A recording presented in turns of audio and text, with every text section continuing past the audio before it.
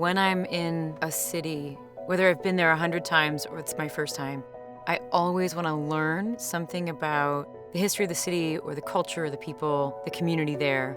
I've been making ice cream for about 21 years. I think part of what I do for a living is to translate these ideas into ice cream, and I love to get out and understand things going on in America right now and sort of bring those back to ice cream.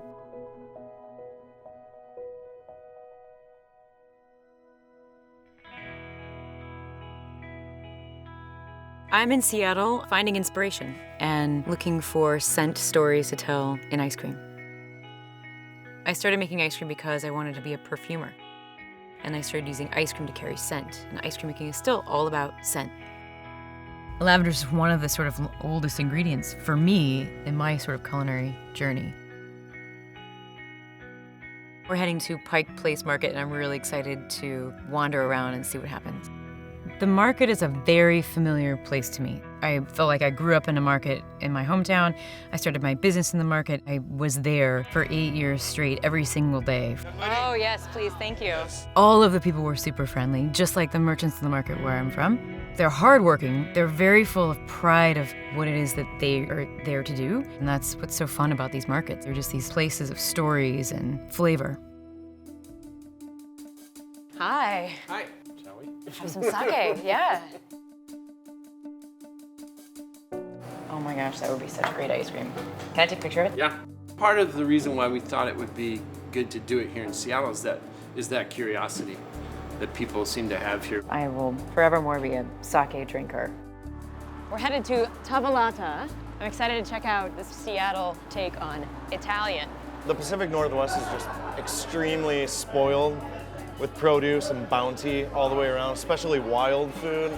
I've always got something wild on the menu just because to not would be a lazy guy's way out. I feel the same way about ice cream. Flavor is really fun, but just getting it right. Getting chocolate ice cream right is actually not that easy. Right. If you want to make a chocolate maker's chocolate ice cream and do it without any tools except sugar and cream and chocolate, you know? Wholeheartedly agree with that.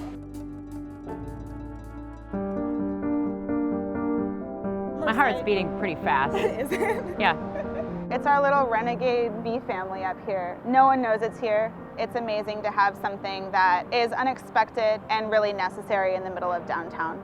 We wouldn't have what we need if we didn't come up here every day and contribute to this small little section of the bigger picture. They're so happy right now. Ancient perfumers would submerge scent into solid fats. And that's basically what we're doing when we make ice cream. You're really thinking about how do we fuse scent to the butterfat. And so I'm led by my sense of smell completely. And especially when I'm in a new city or an unfamiliar place, the first thing that's leading my thought process is what's going on in the air. I've never actually made a cider ice cream yet, but I've been kind of threatening to do it for a couple of years. I haven't found the right one. I think cider, it has this long story, long history in America. Yeah, absolutely. And we're just in the beginning of what it's going to be. I'm so excited to see where it goes and where it becomes. And obviously, like you guys just being right here in the middle of apple country are just perfectly suited to do this. Right, and being in Seattle, it makes it super easy because there's a lot of really quality craft producers who are doing really fun and exciting things. Absolutely. Part of the reason that Theo exists is because we wanted to create really high quality chocolate that was delicious, that also had an ethos behind it. Because the state of Washington is an agricultural state and has a very long growing season, we're able to source many of our ingredients. Also, I don't know if it's the pioneer spirit or what, but there's this incredible receptivity to new ideas here. What I've learned in Seattle is this sense of commitment that people have to their craft and what they're doing. From coffee to honey to chocolate, this sort of sense of what they do and why they do it.